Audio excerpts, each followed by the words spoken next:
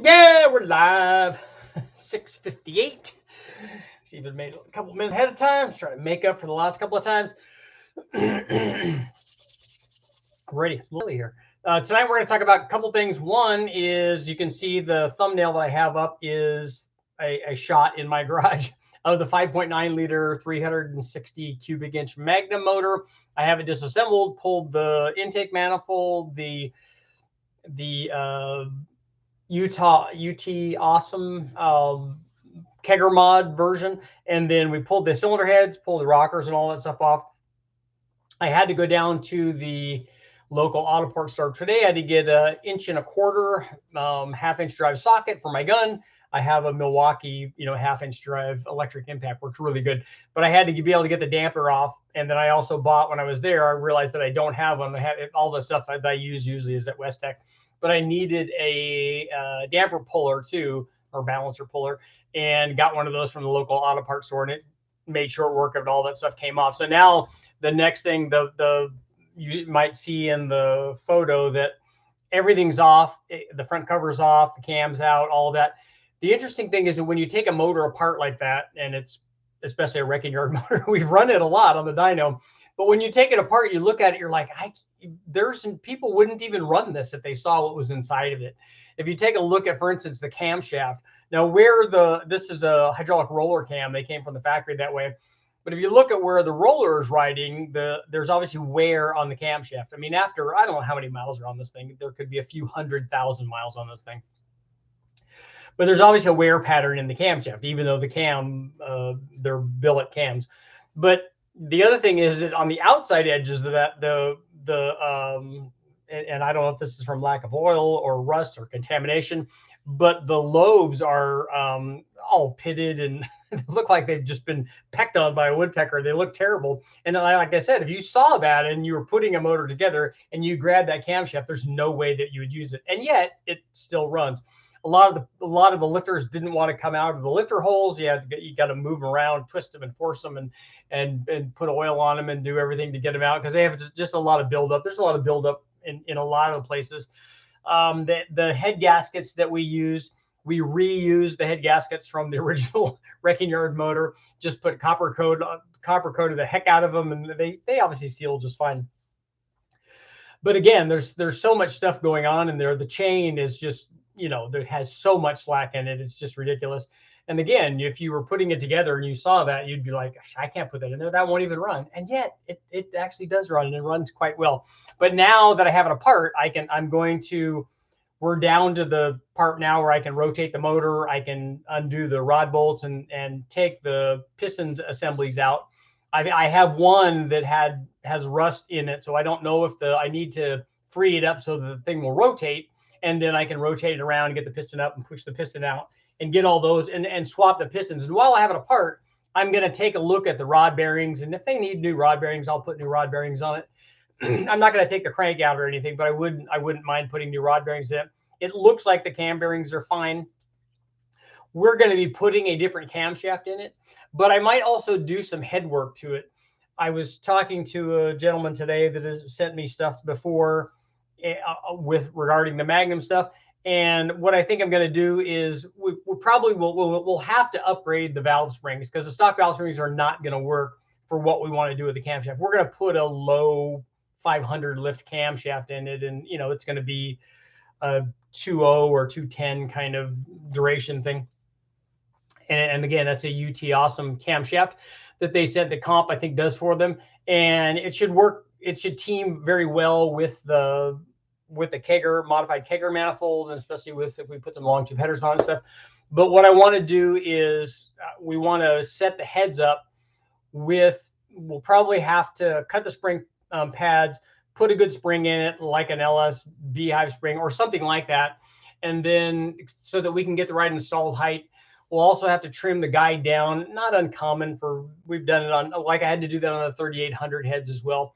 So put a spring package on there that would then allow us to go up even more in camshaft. I'd like to have a spring combination that would let me run up to something near a 600 lift cam. There would be a lot of cams that I would want to run in a motor of this displacement especially if I had a good dual plane on, like an RPM air gap or something on there in a 650 or 750.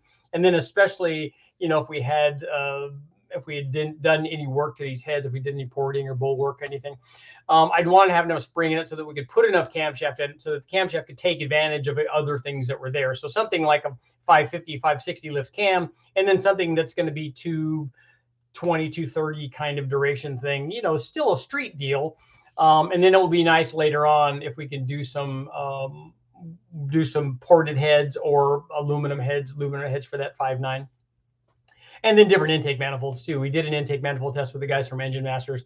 And if you guys, I don't know if you guys have seen that might be out. I haven't seen any of the episodes that I did when I was down there standing in for my good buddy Brule. But that was one of them. We ran a bunch of different intakes on the Magnum, and it worked out pretty well. And I'd like to run some dual plane stuff. And then when you get enough camshaft and enough cylinder head, you might even consider switching over to a single plane. The guys from West Tech on their motor, on their crate motor that they have the Mopar single plane intake manifold, but honestly, it doesn't seem to work very well. Not compared to the dual plane stuff. In the motors that we've been testing it on, fairly mild combinations, it just basically loses power everywhere. But once we get enough camshaft, enough head flow in it, we can run the RPM that we want. Then single planes will come into play a little bit better. But I tend to think that there's going to be a better choice for single plane manifolds than that version. I don't know if I need to look and see. I haven't even really looked into the Magnum stuff. I don't know if Edelbrock makes a Victor or Super Victor or a Victor Junior intake manifold for the Magnum head or not. But I'd like to do some of that stuff. But even before that, I want to do, obviously we want to do boost with that. So we want to run the 7875 VS Racing turbo from Byron. Thank you, Byron, for supplying that way back, and been obviously done a bunch of tests with it. I want to put that turbo on there. We might probably try the GT45. It's a pretty good sized motor, but it would still work for low boost. And that's all I really want to run on this thing. I don't want to run a ton of boost with it. I'm going to put it back together probably with the stock head bolts and some sort of stock kind of auto parts store replacement head gasket. I'm not going to set this up with MLS head gaskets and head studs and all that you would want if you're running a lot of boost. Because quite honestly, if we can get this motor to make, you know, 350 or 400 horsepower, and then we start adding boost to it, you know, even if you added just 10 pounds or something, you're talking about some fairly good power. And this isn't one of the motors that I want to run a million horsepower with. Not like the 3800. And that brings us to our next topic of discussion. The video that I put up today, I want to, I hope you guys have all taken a look. I really like the comparison between the V8 and the V6, because not only does it show these two things, like the 3800 versus the 4.8 liter, a 3.8 versus a 4.8, ostensibly, which is good information, but it also shows you what I want guys to do is when they're watching these videos, I want them to extrapolate from what's there. If we did this on a 4.8, on a V8, obviously you can do the same thing on a 5.3 or a 6.0 or a 6.2 or a 7 liter or 4.08, whatever it is. And really, you can do that on any motor. So if we have an L82 carbureted small block Chevy and we put a blow through carburetor on there, we can do the same thing on that motor, or an L48 or an L676 or an L84, although mechanically fuel injected 327 with high compression in that camshaft would not be ideal, because I think we'd run out of fuel. But if we made an electronic fuel injection version of that, and here I go off on a tangent on changing a Rochester fuel injection, which are about $1 million to rebuild anyway. And so I don't know why you'd want to change one of those to electronic fuel injection anymore, because they're worth so much money. But what I'm saying is that any combination that you put together, and that's what a lot of guys don't get. Oh, I get these comments from when I run these things. Oh, I want you to run this. I want you to run those cams on a 6.2. We just ran those cams on 2 other motors. You really have enough information there to decide what you need to decide. Pick the one that makes more power at the top, or pick the one that makes more power at the bottom. It's going to do the same thing. And it's the same thing with boost. If you have a motor, doesn't matter what it is. It could be a 440 Mopar, it could be a 400 Mopar, a 318, a slant 6. It doesn't have to be a Mopar. It could be a small block Chevy, big block Chevy, Magnum, 4.6, 2-valve, whatever it is. Start with whatever you have. Doesn't matter what it is. Don't tell me about the camshafts, the intake manifold, the cylinder head, whatever it is. Start with that. Okay, I have a 280 horsepower motor. Great. That's where you're starting. Now add boost to that. Doesn't matter that your camshaft is not a turbo cam or a blower cam or nitrous cam. Doesn't matter that your heads have this sort of weird like intake to exhaust flow relationship. Doesn't matter that you have a short runner manifold or a long runner manifold or a no runner manifold or whatever it is. Doesn't matter your throttle body is too small or your exhaust manifolds are too big or whatever the deal is. Whatever you have, you can add boost to, and it will improve that power as a percentage of whatever you're starting with. So if you're starting with 280 horsepower and you run 14.5 pounds or 14.7 pounds, you're going to have 560 horsepower, or you can. There's no guarantee that you will unless everything is right. But the math is pretty good, and it gives you a really, really good idea of what you can do. We don't need to run a test on every motor on an international scout. If that motor makes 300 horsepower, it can make 600 under boost. So you guys can extrapolate that information from all of these videos. Obviously, there's no way that I can go run everything that I want to run. I mean, I want to run Pontiacs and Oldsmobiles and all kinds of stuff, and I would love to do that. There just won't be time and finances to be able to make that happen. But that doesn't mean that your combination that you have, you can't apply this information to. Look at the K series Honda stuff, or the B series Honda stuff, or the D series Honda stuff, or I'm definitely going to run the Chevy Sprint turbo motor. I have to put that on there and run that. It's been sitting for too long, and I loved that motor in the car. I loved driving that car. It was a little turbo motor. It didn't make hardly any power. Even when it was making 110 horsepower, it was wicked all the way up to land speed record setting like power levels. You know, it's just not the same as driving a C6 Corvette or something. It's just a different deal, but it was a lot of fun and I loved it. And so I want to pay homage to that motor because it, you know, we did a lot of stuff together, and I want to put that one on the dyno. So we will be doing that. I will also I have a listed, and you guys have seen the list of all the other motors I want to run as well. And so I want to get all those done, but I can't run everything. But everybody that has anything else that I've never run, you can still apply all of this boosted kind of information. You can apply it to your motor because it's exactly the same. LS motors aren't the only ones that respond to boost, or 2JZs or rotaries or whatever else that we've tested. I haven't tested a rotary yet, but I really want to. That's another one that's on the list. But they all respond in a similar fashion. I get, you know, questions where guys will tell me, well, you need to run a 318 Magnum or an LA 318. I do, honestly, and I would really like to. As a matter of fact, I just ran an LA 318. It wasn't mine, and I didn't get to play with it and change things like the way that I want to, but I got to run one. But the thing is, a 318 responds exactly the same as a 360 or a 340 or a 440 for that matter. They all respond the same way. If you add boost to them, you multiply whatever's there. So whatever your curve is, forget about whether your camshaft is optimized or whatever, whatever you have, whatever your starting point is, we're going to add to that. And actually, it works exactly the same with a supercharger and with nitrous. Whatever you start out with, you add 150 horsepower shot, it's going to add 150 horsepower shot, unless sometimes it's forced induction and it changes the boost. Then you might add more than that. But if you add that amount of nitrous to your combination and everything's right, that's what you're going to get. You're going to get a gain of that much. And so whatever you're starting with, like in a lot of those instances, guys, well, what combination should I put in to maximize my nitrous? Well, you're looking at it wrong. You think that the nitrous is going to react to your combination. It's not going to. If you add 150 horsepower shot to a stock motor, it's going to add 150 horsepower. If you add a 150 horsepower shot to a stock motor that has a cam in it, whatever that new power output is, it's going to add 150 horsepower. If you add one that has heads and cam and intake, guess how much it's going to add? It's going to start out higher because it has all that, but then it's going to add 150 horsepower. So when you want to do nitrous stuff, I always recommend that the guys make the motor as powerful as you can, then add the nitrous to that. Then you're starting higher and you'll end higher. And all of that, that's how it works. That's how all the magic works.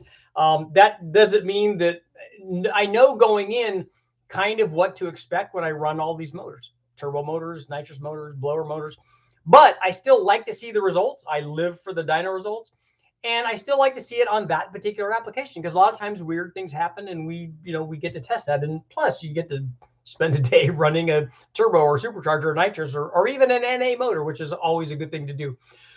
So let's see. Now that I've ranted for 15 minutes, let's see what you guys got going on.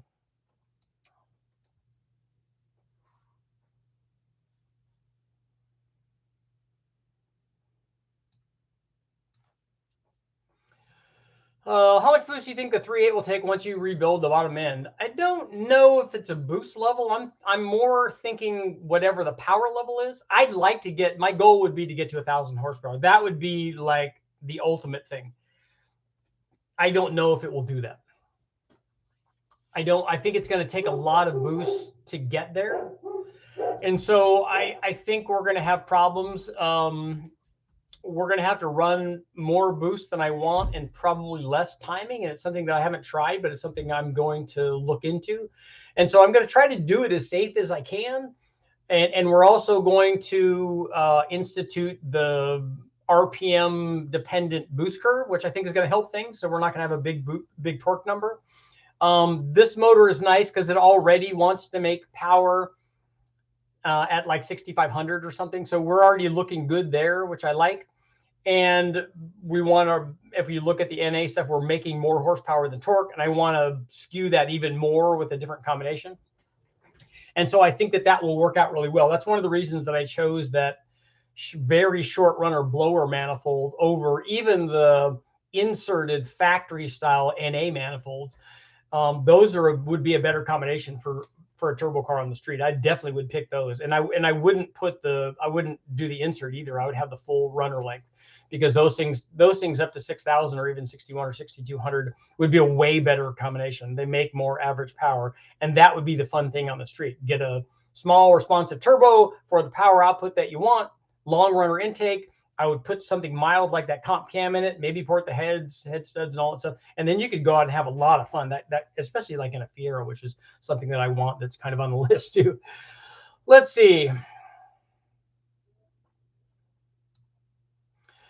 Mike wants to see the 3-cylinder big bang. I probably won't do a big bang on that. I probably will run the boost up, although maybe it would be good because I do have a spare motor.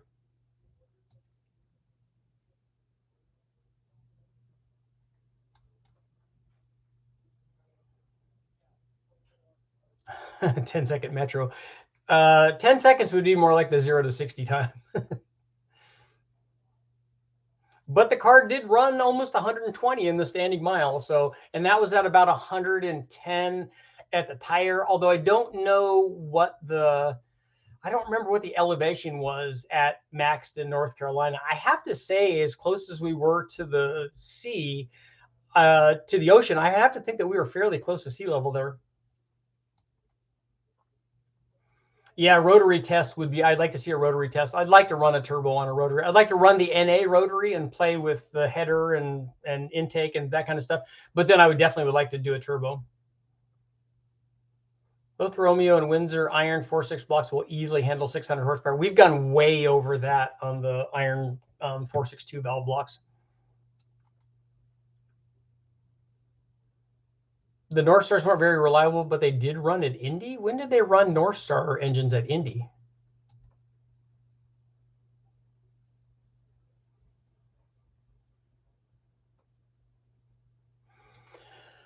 I'm considering buying a 3rd-gen Trans Am. Nice. You know, it's like the first time you see a Trans Am. Somebody tell me what movie that's from. Here in Norway, nice, as they're relatively cheap, approximately $5,000 and up. Wondering if they're reliable cars. Yes, they are. Most of them have 305s. A lot of them have the TunePort 305s. You probably could also get the high output carbureted 305. And then the Trans Ams also were available with the TunePort 350 in them.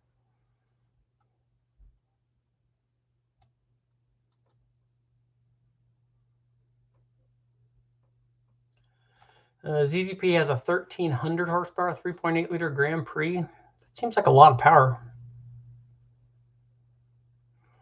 Simple Man, thanks for the response today. No boost on a 4100 stroke LS. I wouldn't do that because if you have a stock block with factory length sleeves in it, a 4100 brings the piston way out of the hole in the bottom.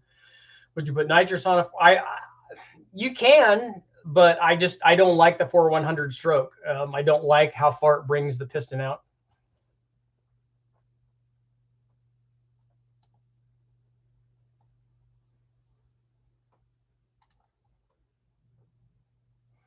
Oh, excluding it. I shouldn't have excluded the turbo Trans Am. Those are pretty rare though, but those are really good. I got to race against one of those. Those things are fast.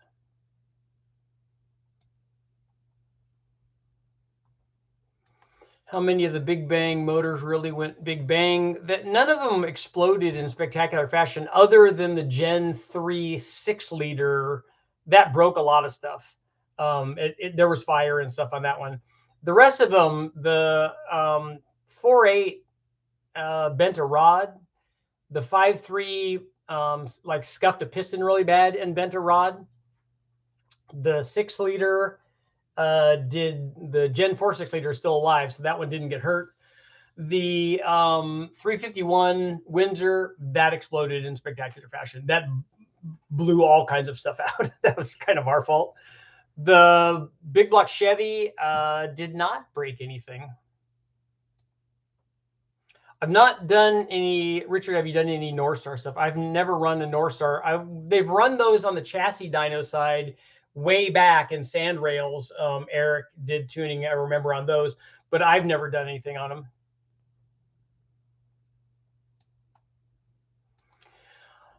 I have a Ford 3.8-liter Super Coupe. Those are really cool cars, and it seems the GM always responded better to mods. Both have the same displacement at M90. Any thoughts on why? I don't know what the cam timing is, and I don't know what the head flow is. I'd like to see the head flow on a Super Coupe 3.8-liter head to see how it compares to the GM stuff. I know that the 3.8-liter in the Ford doesn't have the aftermarket support that the 3800 did. I would suggest hitting up Rob for your Rotary Fantasy tuning episodes. Yeah, I know. I need to just go down and visit him. I follow him, and I've commented on his stuff, and we've talked, but or just text.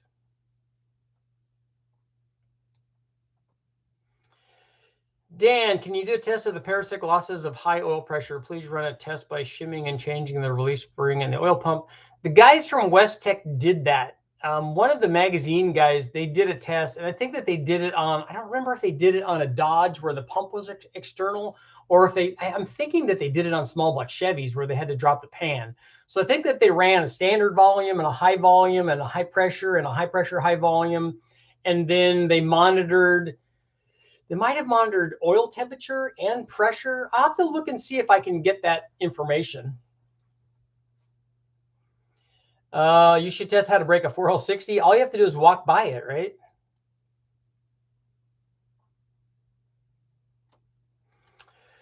What timing chain do you use for a Gen 6 big block Chevy performance build? They make single roller chains, but if you use a double roller, which you can in a Gen 6, you just have to put a different timing cover on it, and we've done that many times.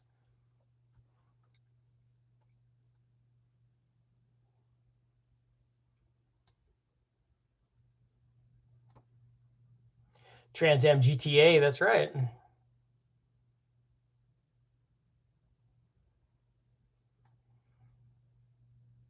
North Star is the same as the Aurora, just a different displacement. Wasn't the Aurora, was that a 4-liter?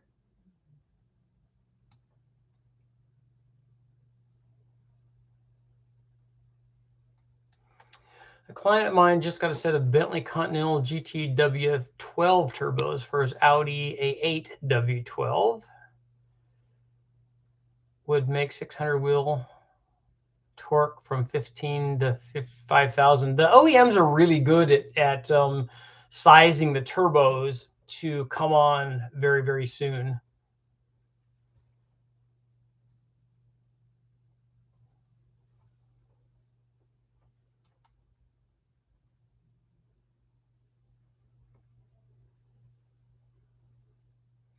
Have you thought about running a Ford 543 valve block with trick flow to the heads? Why would you do the 543 valve block instead of a 542 valve block?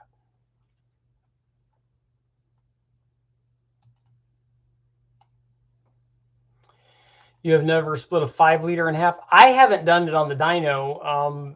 the one when I was working with the guys from HP Performance, they split one out at the drag strip.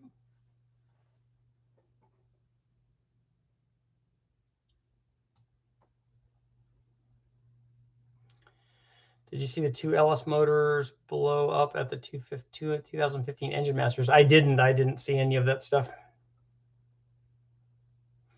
The 351 Windsor was over 1,000 horsepower when we were doing the big bang on that. And the reason that it blew up is because I was trying to control the boost with the throttle, and it doesn't work out very well when you're moving the throttle back and forth. Trying to control boost, it doesn't work very well. I searched the channel, how do zoomies compare versus long tubes? Collector on both, heads, cam, intake, NA, supercharged.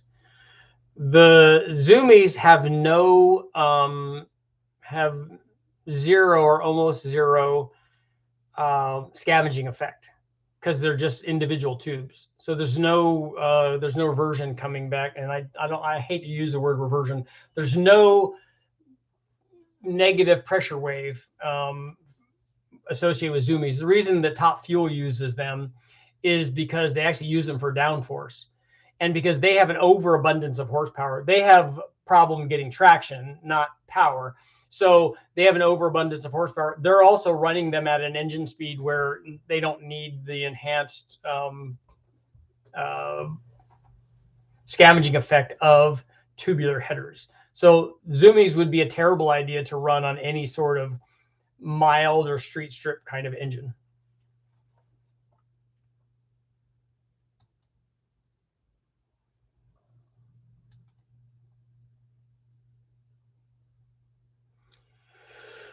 A highly modified 650 horsepower version of the engine was used by General Motors Racing Division initially for the Indy Racing League starting in 1995. That was later used in Cadillac in 2000. The IRL motors were not production motors, though, right? Weren't they dedicated race motors? That's what I thought that they were.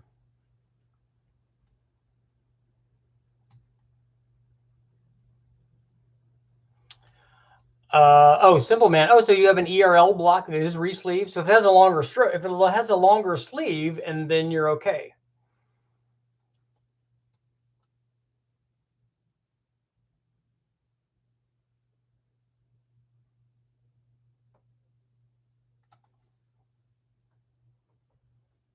Gregory, oh, it was a Dodge with an external pump. That would make a lot of sense. Although I thought I remember seeing, I thought I remember seeing a bunch of small block Chevy pumps that they had from a test that they did.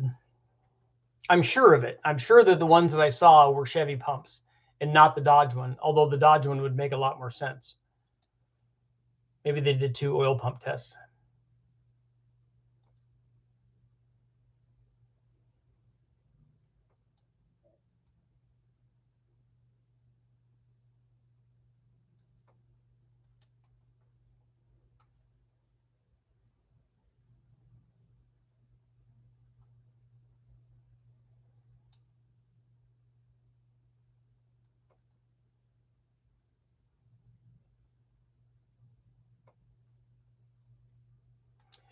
Whose single roller timing chain would you recommend? I thought that we used comp stuff.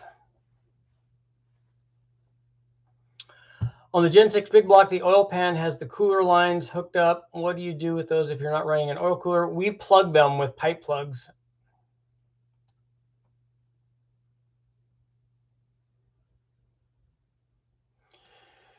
Richard, I will trade you a big block Chevy Whipple supercharger for a good turbo going on an L76. How much power do you want to make out of your L76? You shouldn't trade away that Whipple supercharger. That thing's fairly expensive.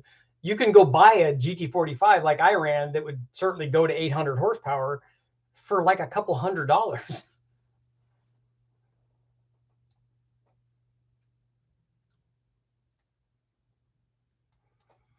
I think the 200 is probably better than the 4L60.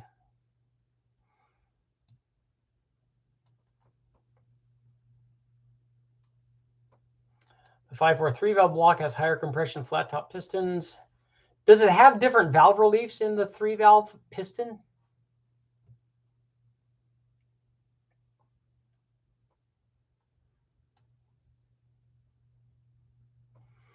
Yeah, Dan, you're right. The zoomies do add downforce, and if you have one side go out, it's a noticeable change. How is the rusted cylinder looking in the Magnum? It's not great. I'm definitely going to have to. I may have to. I'll know better once I get the piston out. I may have to ball hone it, which I've got no problem with. And if I do, I'll probably just do all of them.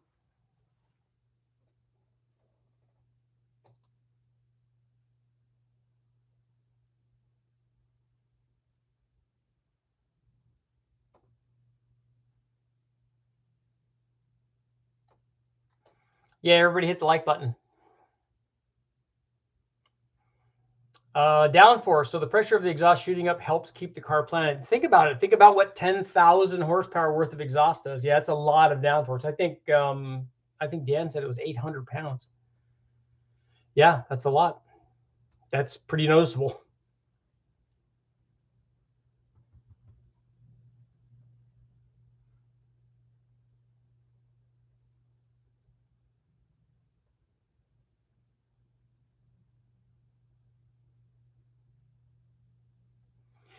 Should I keep my block? It has a donut type deformation in the cylinders at the top where the pistons ride. I'd have to look at a picture of it, but I've run like one of the big bang motors. In fact, if you guys have seen it probably plenty of times, the photo that I use of the ring gap photo is a 5.3 bore with the ring gap after we've already got the rings. It has, I don't know, 30 or 35,000, something like that. It's definitely a yes ring package. It will work.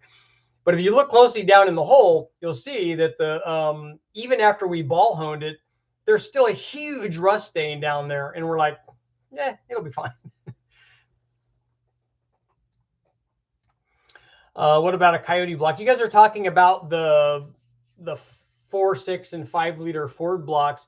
I got to do a photo shoot and did a story and stuff for the billet block that Mahovitz is doing. Those things are really nice.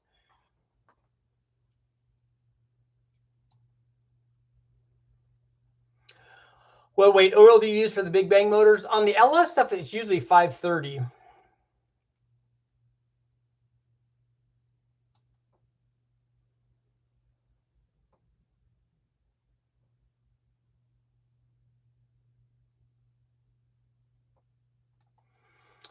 I got an SVO 302 aluminum block out of a trade, put it in a Mustang, and I wish I wouldn't have got rid of it. Yeah, that's a good one. Those are hard to find.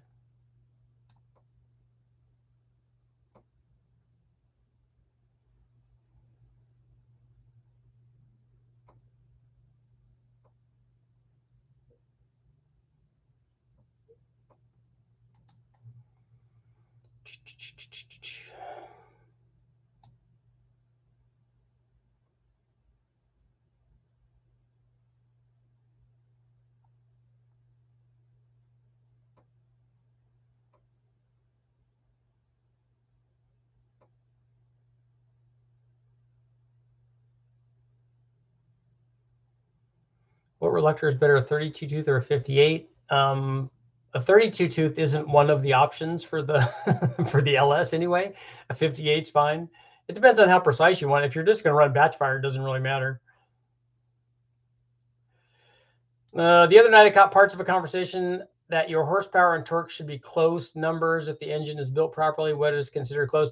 No, that's not what was said. What was said was if the horsepower and torque are equal, like you're making 300 horsepower and 300 foot-pounds of torque, or if the torque is higher than the horsepower, like you're making 300 horsepower and 400 foot-pounds of torque, that means the combination is fairly mild. Not specifically those numbers, but if it makes more torque than horsepower, like most production engines do, and especially if you look back prior to some of the good LS stuff, the engines make more torque than horsepower. They're all a fairly mild state of tune, and that's a good way to look at it because that will tell you how efficient the motor is. So for instance, when we take an LS, if we look at a 5.3 liter, when I run a 5.3 liter from the wrecking yard, it makes about 350 horsepower, but 370 or 380 foot-pounds of torque. It's fairly mild. It makes more torque than horsepower.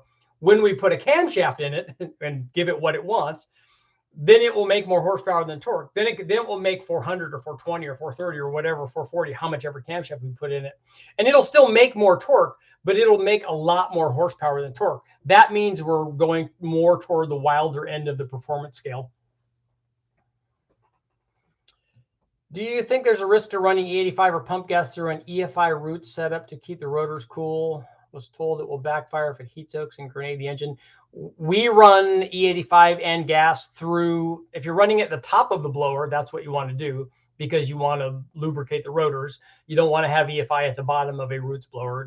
Then you'll do what Gale Banks did to his and you'll burn it up. We run E85 carbureted stuff on roots blowers. You could do it with an EFI also, or fuel going through the blower, and it works really good.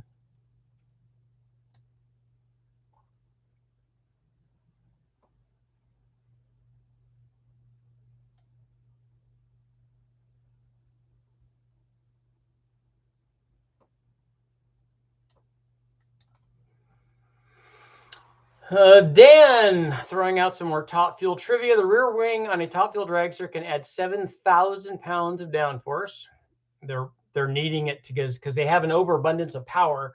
They're needing that for traction. They're trying to get those tires to bite.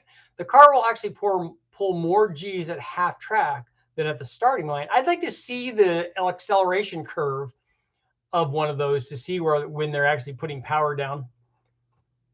I know that they were saying that the car is pulling more G's within 10 or 20 feet of the finish line than I think that the example that they were using in Road and Track, whatever, was then a Porsche Turbo pulls from 0 to 60 or whatever.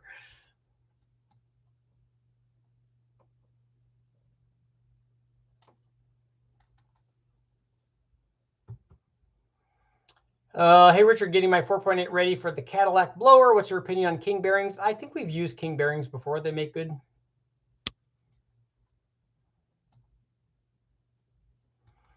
(1970s) Pontiac 454 can make 500 foot-pounds of torque, but 340 horsepower. That's a good example of all of the factory stuff was kind of like that.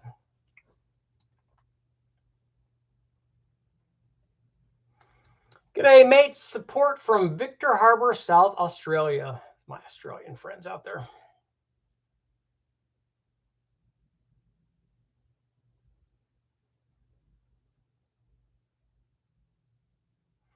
Have you seen any Demolition Derby top level builds? I have not, but that's kind of cool though. Tuned to live without water for quite a long time.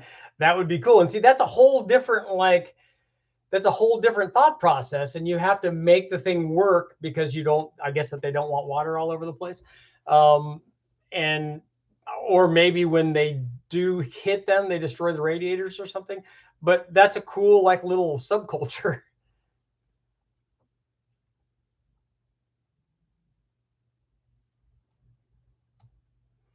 Nice. 4.5 to 5 G's leaving the line, but 6 G's at the 8th mile. Nice.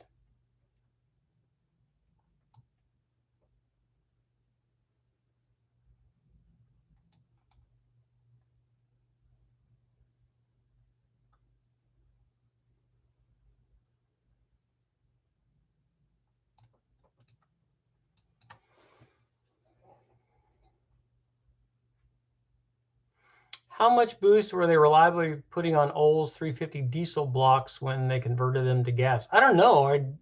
Were guys using those to make boosted gas motors? What kind of plug gap are you running on L83 at 8 pounds? When I run a boosted, I've never run an L83 under boost, so I don't have any data for you, but we've run nitrous on them. And if I run boost on anything, we put the plug gap down at 19 or 20. What do you think of the Motown engine block that uses LS heads? I think I've only seen pictures of it, so I've never tried it. If you boost it and make close horsepower and torque numbers, that's a fun car. Yeah, if you're making lots of torque and lots of horsepower, that can be a really fun combination, especially, and the higher both of those figures are, that's obviously just nothing but good. What sensor data do you like to watch on the engine other than basics, coolant pressure, crankcase pressure? I don't watch either one of those. That's not sensor data that I look at on the engine dyno. While I'm running, the thing that I'm watching is I'm doing a triangulation while the motor is making the pull. I'm not looking at power. I'm looking at the air fuel to make sure that the air fuel stays does what it's supposed to do. Usually that's not a problem because we've already tuned it.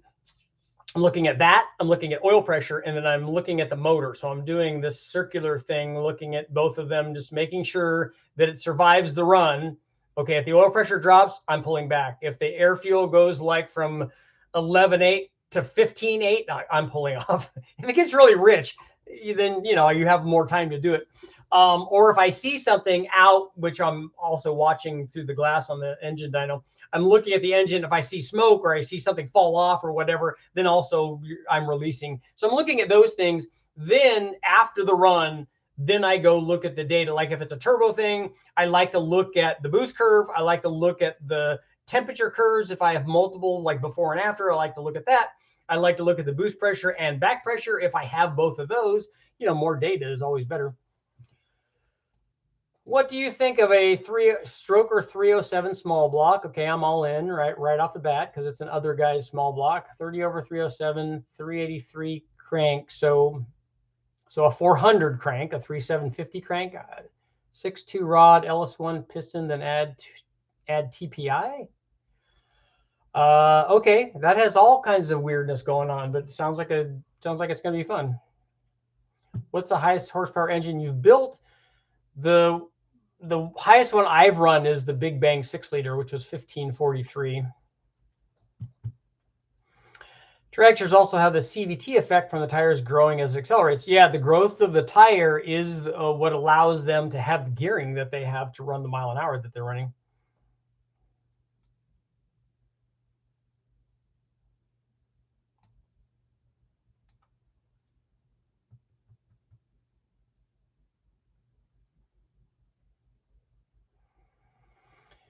I only know the Top Fuel stuff because a longtime friend of mine wrenches on Top Fuel Funny Car and Top Fuel Nostalgia Funny Car. Oh, very cool. No altereds.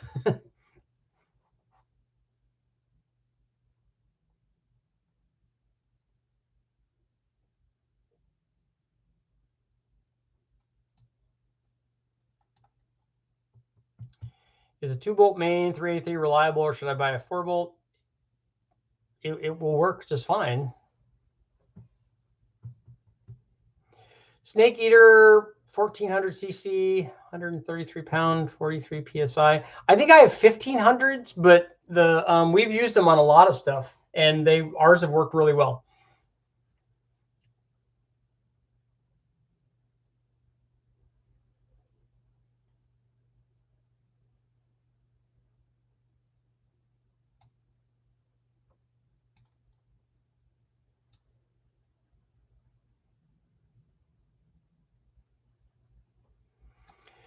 I have an LS1 with a Forge 3-stroker kit, AFR 230 heads and cam motion, 235, 242 cam. I can get an LS3 block for cheap. Can I get new pistons for the LS3 and use everything else from the LS1? Yes, you can. You might want to check the bottom of the bores make sure that you have stroker clearance. But if you put the right bore piston in it, you should be able to use that same rod because the compression height is going to be the same, I would imagine. And the camshaft and the FR heads, all that will go onto your other block.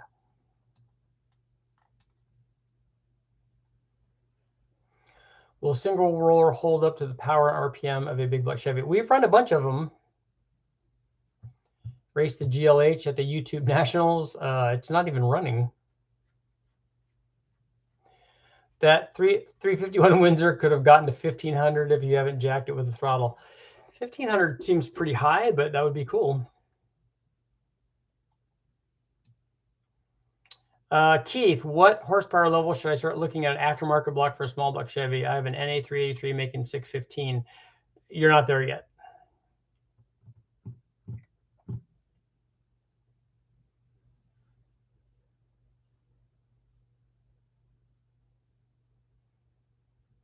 What's better, H or I-beam rod? Socks are not an option, but boost line, etc. are. What kind of power level are you going to run at?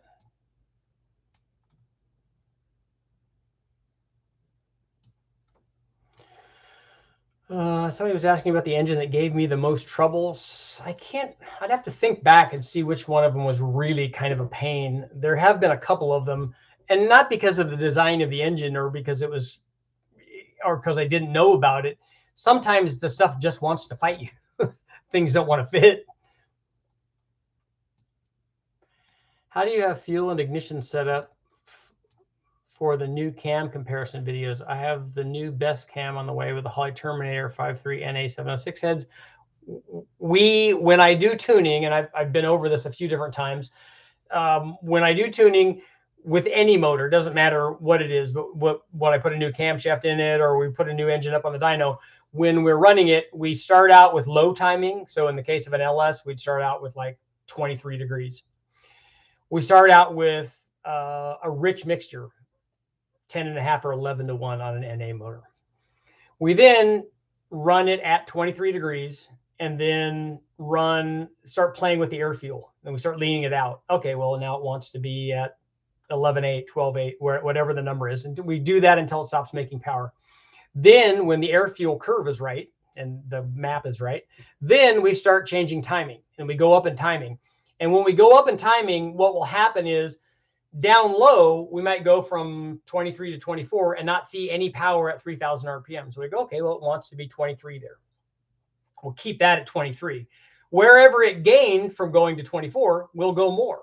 And then pretty soon when we get up to, on an LS motor, when we get up to 29 or 30 or something, we'll have created a curve where the thing makes most power. Then we'll go back and look at air fuel maybe again and go, okay, now that it's 29 degrees, it doesn't really change air fuel that much, contrary to what a lot of people believe. But we'll go back and maybe what I like to do when I have a combination together and it's running right, what I like to do is do a big global change. So, okay, it's running at, let's say it's running at 12.8. Okay, well, how will it run at 13.2? So I'll take away 3 or 4 clicks. That's what I call it. Take away 3 or 4 clicks. Make a run. It's leaner. Did it make any more power? You got to make sure that you're running at the same temperature and all that stuff. And then I'll also go from there. I'll go back to where we were and then make it go 4 or 5 clicks rich and just see. All I'm looking for when I do that is I'm just looking for trends. When we added fuel, did it seem to like that? When we took fuel away, did it seem to like that? Those things, those big sweeps will tell me whether or not I need to do more tuning. Because when we put all the timing in it to where it doesn't make any more power, to take all the fuel away so it doesn't make any more power, then that's it. That's tuned. For any combination, that's how we do it.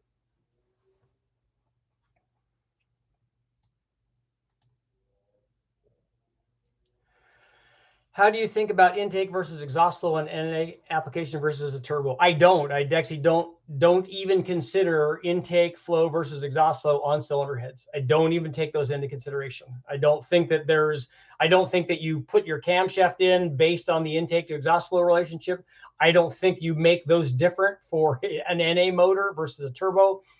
The way that I think about it is make the NA power and then add boost, and then good things will happen.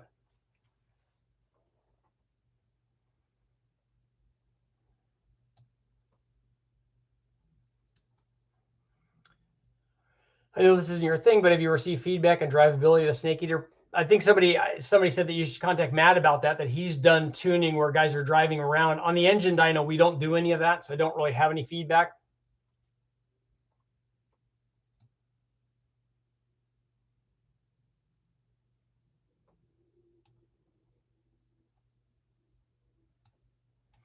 How can I get in touch to buy some parts you might no longer use? I'll put my email down here. I don't know what you're looking for, but sometimes I have stuff hanging around.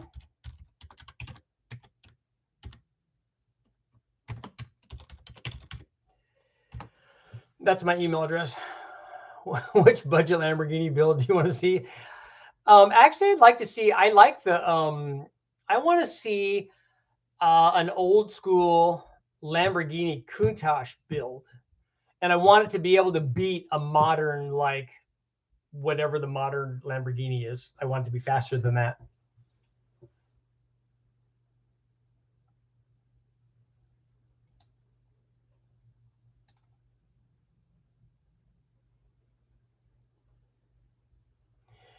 Have you ever heard of cutting a groove in the lower main bearings for increased oil to the rod bearings? I have for specific applications, and I don't remember who. One of the machine shop guys was telling me about that, and I don't remember which engine we were talking about.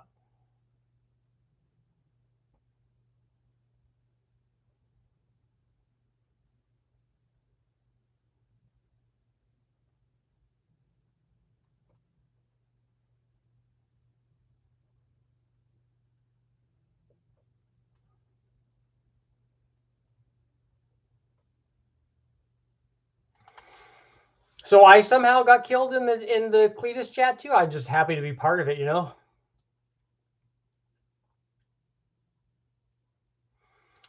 I want to rebuild my 5.3 liter LM7. Any good tips in the rebuild? Yeah, make sure that you don't forget all of the many different oil plugs and stuff that go in there. There's one up, there's a freeze plug or a galley plug up in the front, under the front cover. Don't forget that. Don't forget the barbell, I guess, that goes in the back, because I've done both of those.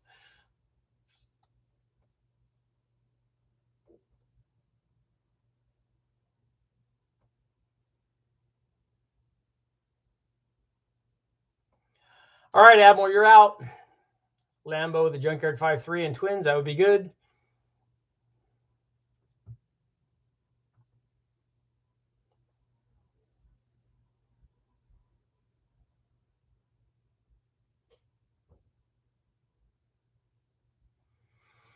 Hayden, you're installing the Ellerbrock heads, pedestal mount, 89 Mustang, having to shim rockers. Are they, so they're pedestal mount? Having to shim the rockers 65,000 to get the pattern in the center of the valve tip.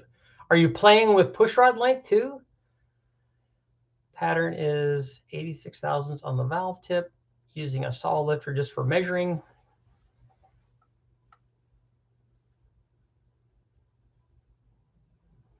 Are you considering testing a 1 3/4 and 1 7/8 header on a 402 stroke? Because the 600 horsepower 383 wasn't enough. Also, we will be testing sloppy Best and truck Norris cams on a 402, 408 with a long runner Holley X-Ram intake. No, I won't be doing that test. That's really, really oddly specific.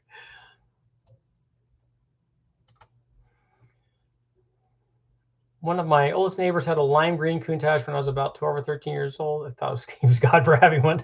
It was loud and fast. It was loud. I actually got to ride in one when I was young. The girl that I was dating at the time, they had a neighbor that was an art dealer. I don't know what they really did, but he had a white Countach with a wing and all that. It was a LP 5000 or whatever. And so she said, "Hey, my boyfriend's a crazy car guy and would love to." So we went for a ride in it. It really was, because it was the car that everybody had the poster of up in their room or on their locker or whatever, you know, and Cannonball Run and all of that stuff. It was just kind of awesome.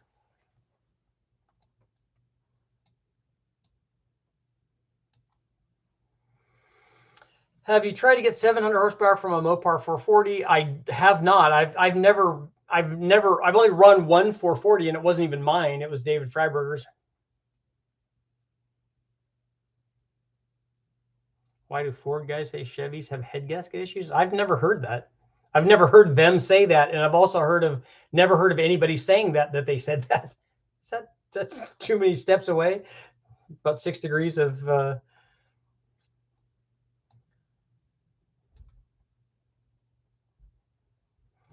Is there something that turbo makers could do to make the turbos better? They already have. They're already a lot better. You can make a bajillion horsepower out of them. If you look at Formula One, look what they're doing. Electronically spinning up the turbo and that sort of stuff is kind of interesting. Building a 302 with a GT40P setup, 7875, completely clean top. Should I replace the crank bearings? Well, you should look at them. If they're in good shape, I wouldn't replace them.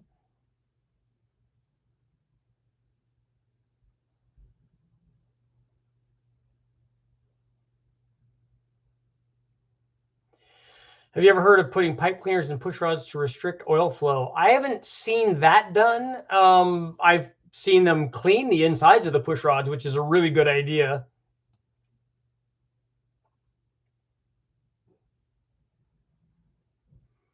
What can you use, if anything, off a seized 350? Well, you have to, a 350 small block, you have to see why it was seized. Is it seized because it has a piston rusted in the bore, like my Magnum? Figure out why it is, and there might be a lot of useful parts there. Does the exhaust scavenging wave reach intake manifold through cam overlap? Yes.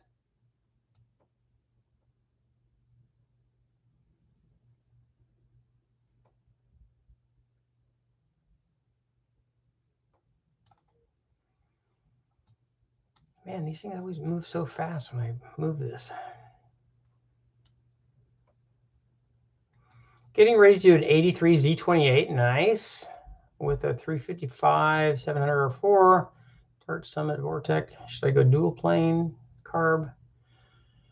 A dual plane and carb will make a lot more power than the tune port will.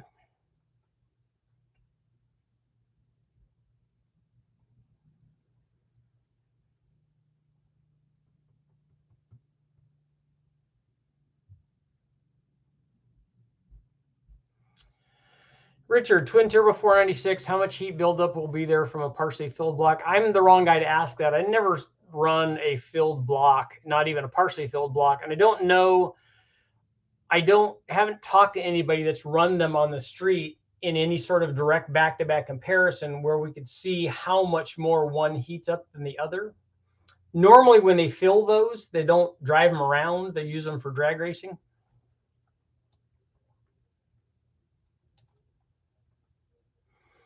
Gen 1 truck Coyote or 351 Windsor? I would pick the 351 Windsor just because I think it would be easier to work on than the Coyote. Go price Coyote cams and tell me how much they cost.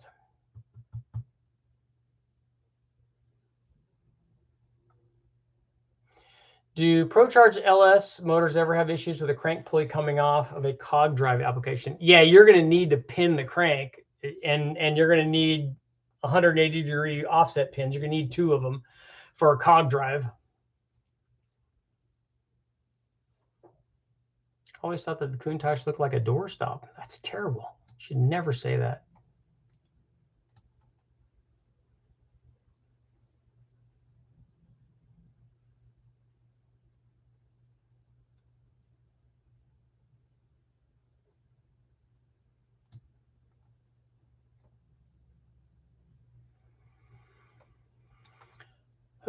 Richard, I'm not up to date on the videos. How's the progress with the Nova? Well, lucky for you, you haven't missed any Nova videos.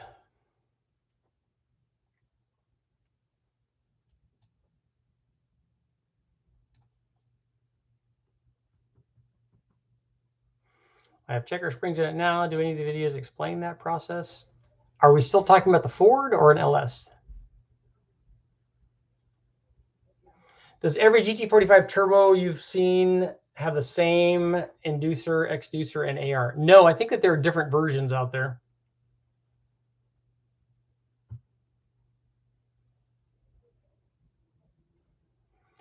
CR Series NSR cam stage 2 Mustang GT 2015 and up. So Coyote cams, $3,500.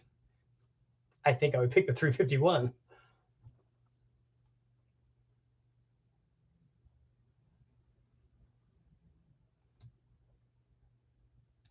I was a Volkswagen Beetle owner. I had a 72 Super Beetle.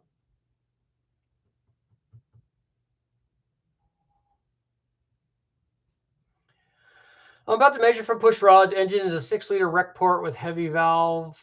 With the heavy valve, okay. Mild cam, BTR 660 spring, tire retainer. Do you have a push rod you like for that?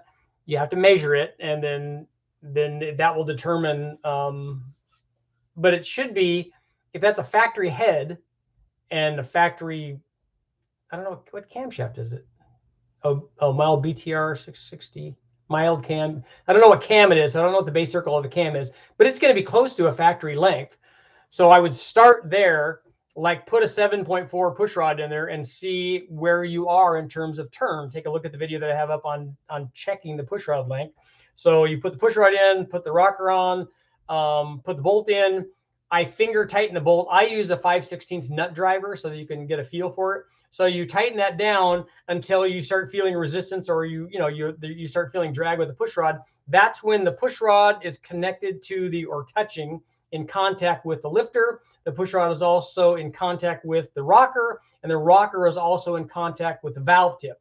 That's zero lash. And then I put a ratchet on with a 5/16 or an 8mm socket and count the number of turns. If the ratchet is going out at an angle and you spin it around, it's easy to count the turns. If it's a half a turn, that's good. If it's 3/4 or 1 turn, that's good. If it's 1.5 turns, that's a little bit too much. If it goes to 2 turns, then the push rod length is wrong.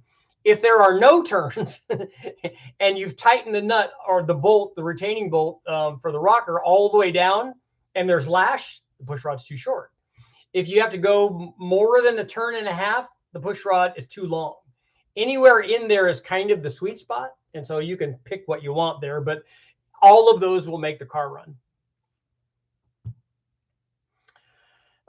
Richard, have you looked into Cali's LS cams? No, I didn't know that they even made cams. I'd like to see the 210, 218, 108 LSA cam against the Truck Norris cam. I've never even heard of that.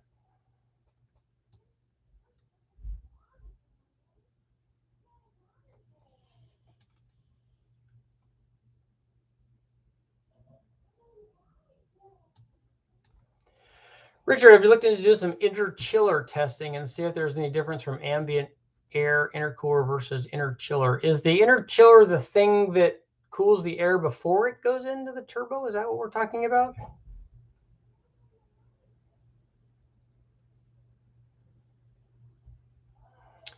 Six-liter with a 218, 225 at 50, 600 lift. What kind of stall do you recommend for a 4,000-pound truck?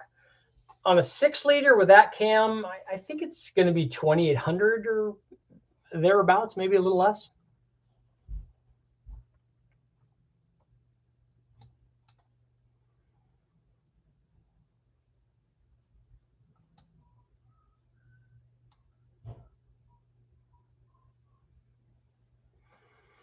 What fuel injection system do you recommend with the ECM? I only tune with a Holley and a Fast and a Mega Squirt MS3 Pro, but I don't know what one you should use out on the street.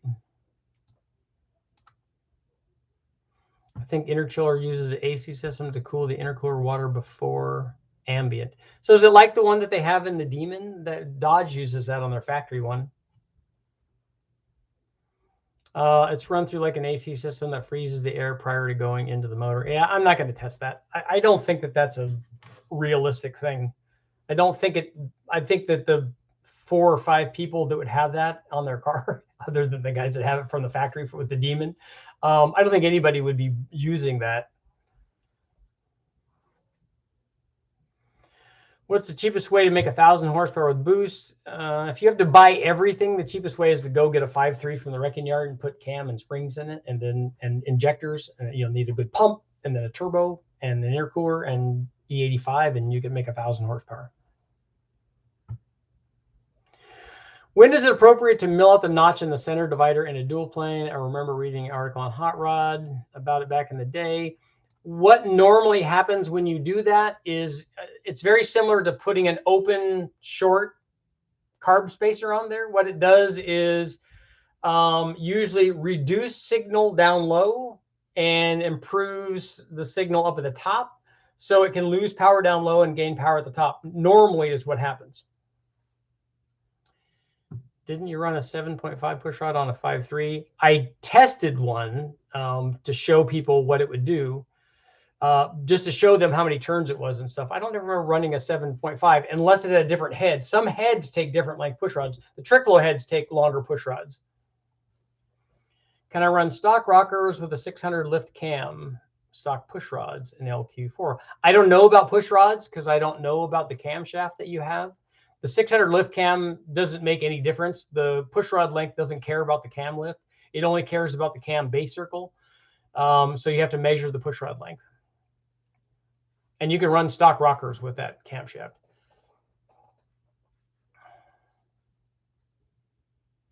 Still waiting on a big block, big bang. Me too.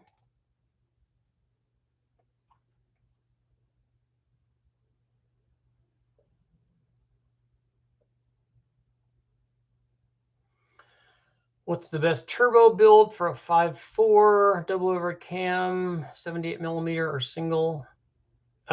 Twin 78s would be a lot unless you're trying to make like, I don't know, 1800 horsepower or something. A single S475 is more like 1,000 horsepower deal.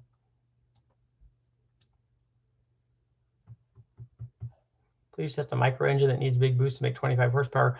The Chevy Sprint needs power to make it. It probably makes about 50 horsepower NA. Tall block, small block Chevy. Aftermarket block stuff. I know in Fords we can go to 460 or something like that with the small block Fords. I think small block Chevys you can too.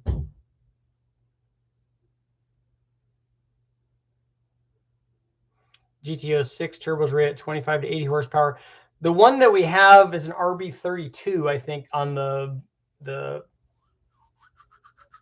Sprint motor, and it needed boost just to be rated at 70 horsepower. So that gives you an idea.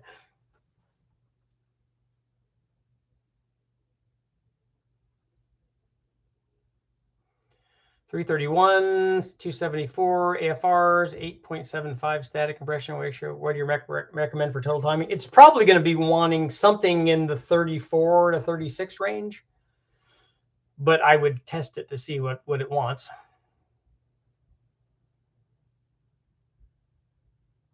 What's the best recipe to make a 450 horsepower L33? You could put any of like 3,000 different camshafts in an L33 and it'll make 450 horsepower. 1,000 horsepower, 5.3 liter. The single turbo that you'll need will be like an S475 or a 7875 Gen 2 from VS Racing, that size turbo.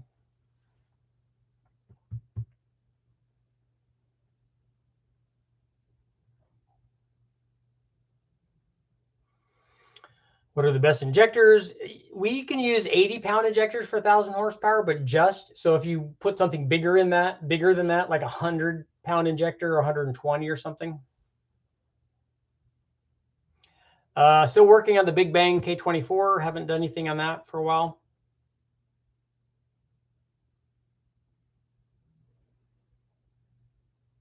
Two more minutes.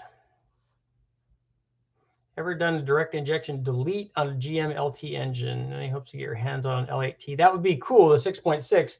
The blocks obviously will take a lot of power, and it would be cool to do something with James Short and Brian Tooley back there, because they have the ability to tune the and we're going to do some stuff with the L83, and then if I can talk them into it, I'd like to do something with that L8T also. Ramon, I don't know about the Coyote transmission. I have no idea how much power it will handle. Are blower cams worth it? What difference does it make? Just pick the cam for the NA power that you want and then add boost to it. Big Bang B18. Well, kind of. The motor that I built for Bonneville started out as a B18. It had a B18 crank in it, and it had a sleeved B18 block. It had a GSR block. I also had a dart block, and we ran, these were big bore B18s, so they were right near 2 liters, so they were 84 millimeter bore and either an 89 or an 87.2 millimeter crank. We ran both of them, and then we ran one of those on the dyno at 29 pounds, and it made 725 or something.